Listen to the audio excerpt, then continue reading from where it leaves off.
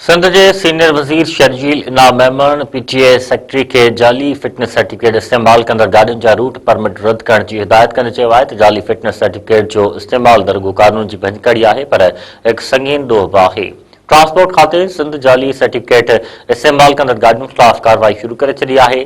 Senior सूबाई वज़ीर शर्जील इनाम मेमन जाली फिटनेस सर्टिफिकेट इस्तेमाल करण वारियुनि गाड़ियुनि जो रिकॉर्ड भी खाते के लाइव पोर्टल ते अपडेट करण ऐं केस दाख़िल करण जो हुकुम ॾींदे 3 ॾींहनि अंदर कार्रवाई की तफ़सील रिपोर्ट पेश करण जो हुकुम ॾिनो आहे।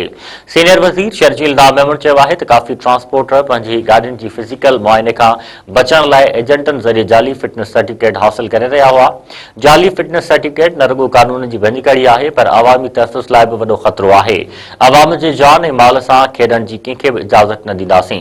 शर्जील इनाम मेमन चयो त जाली फिटनेस सर्टिफिकेट जो इस्तेमाल न रुगो कानून की भञकड़ी पर एक संगीन ॾोह भी आहे। हुकूमत ट्रांसपोर्ट के निज़ाम के महफूज़ शफ़ाफ़ ऐं कानून मुताबिक़ बणाइण लाइ पुरज़म आहे। शर्जील इनाम मेमन चयो त जेको बि उन गैर कानूनी अमल में मुलविस निकितो चाहे उहो ट्रांसपोर्टर हुजे या एजेंट उन ख़िलाफ़ बिना फ़र्क़ जे कार्रवाई थींदी।